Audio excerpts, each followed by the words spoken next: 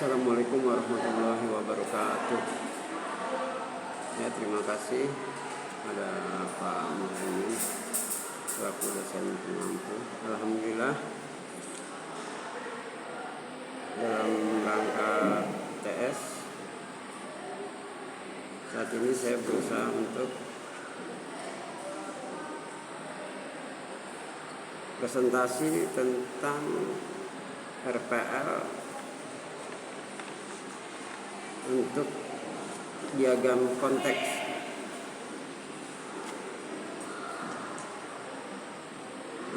Ada studi kasus untuk sebuah sistem daripada peminjaman buku perpustakaan. Untuk studi kasusnya ada rincian kasusnya. Pada saat pendaftaran, identitas anggota diserahkan ke petugas untuk dicatat. Jika belum terdaftar, lalu buatkan kartu anggota. Kedua, proses peminjaman diawali dengan menyerahkan kode buku pinjaman dan kartu anggota ke petugas administrasi perpustakaan. Tiga, petugas akan memeriksa buku yang dipinjam jika ada. Buku pinjaman akan dicatat pada catatan peminjaman buku. Kemudian dibuatkan peminjaman buku untuk peminjam. Keempat, kartu buku disimpan petugas dan buku beserta bukti peminjaman diterima peminjam.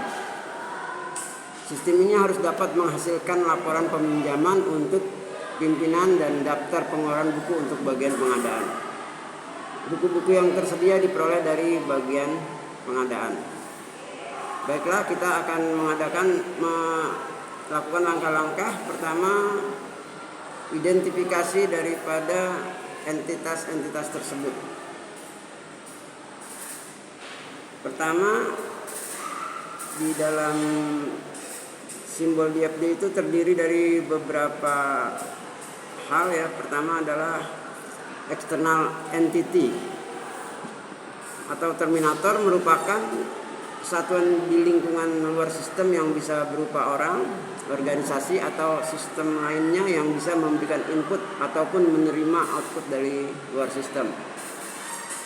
Kedua, proses adalah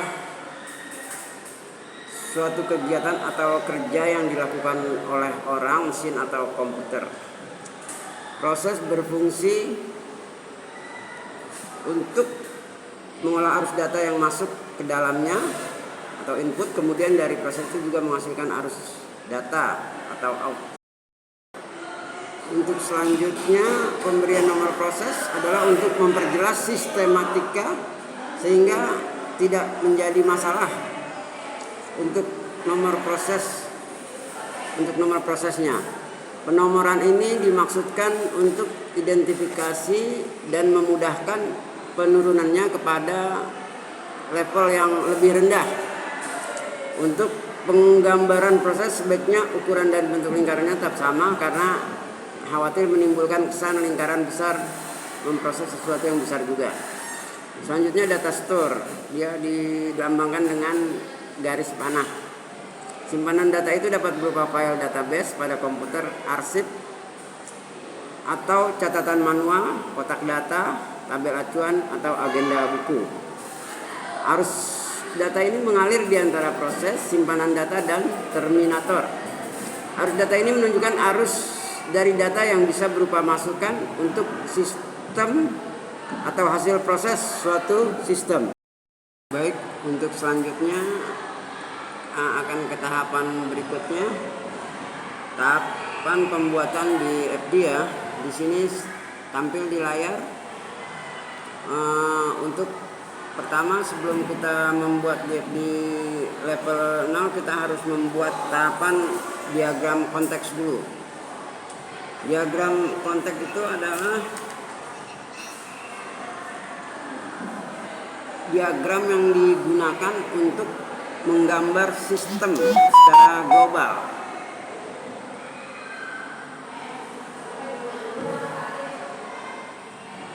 Pada tahap ini, penggambaran lingkaran tunggal mewakili keseluruhan sistem. Ciri-cirinya yaitu hanya ada terminator, proses, dan arus data. Arus data yang ya, karena proses itu hanya satu karena menggambarkan buku itu secara global.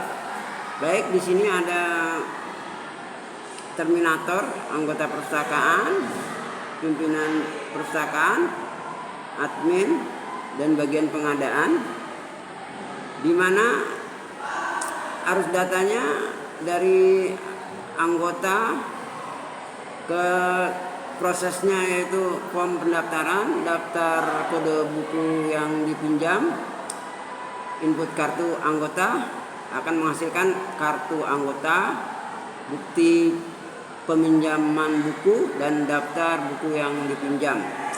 Untuk selanjutnya, admin perpustakaan akan melaporkan kode buku yang dipinjam, laporan kartu anggota yang meminjam, cek peminjaman buku, catat peminjaman buku, simpan kartu buku. Untuk selanjutnya dilaporkan ke bagian pengadaan untuk daftar pengeluaran buku dan bukti pengadaan buku. Selanjutnya dilaporkan ke pimpinan perpustakaan.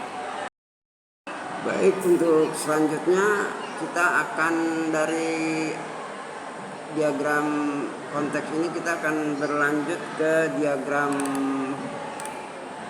0 ya. DFD level 0 ini disebut juga diagram aliran data.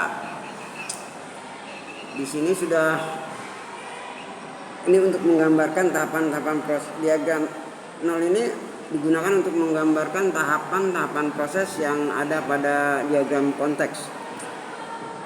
Ini adalah inti daripada DFD. Proses dipisah sesuai dengan urutan sistem dan dipisah berdasarkan jenis proses dan waktunya.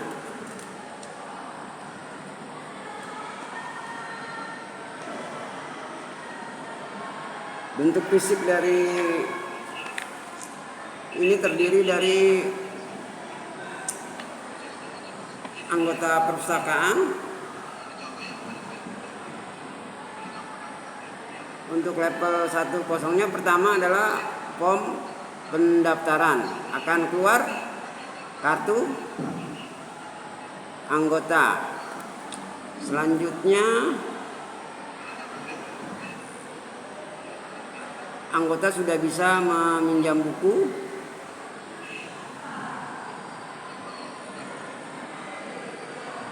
Untuk input kode buku yang mau dipinjam oleh anggota, dan akan keluar bukti peminjaman buku.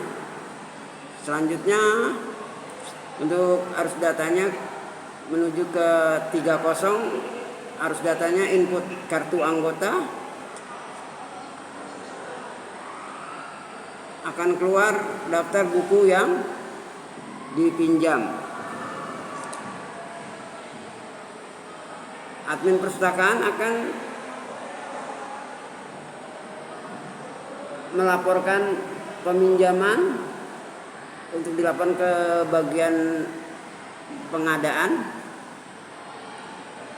Selanjutnya dari bagian pengadaan itu akan keluar daftar pengeluaran buku.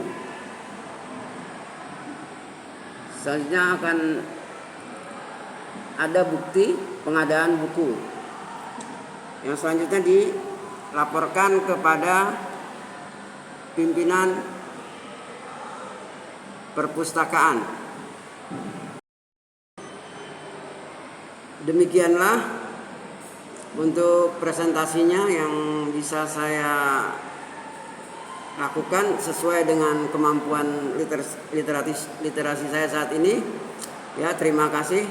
Wassalamualaikum warahmatullahi wabarakatuh.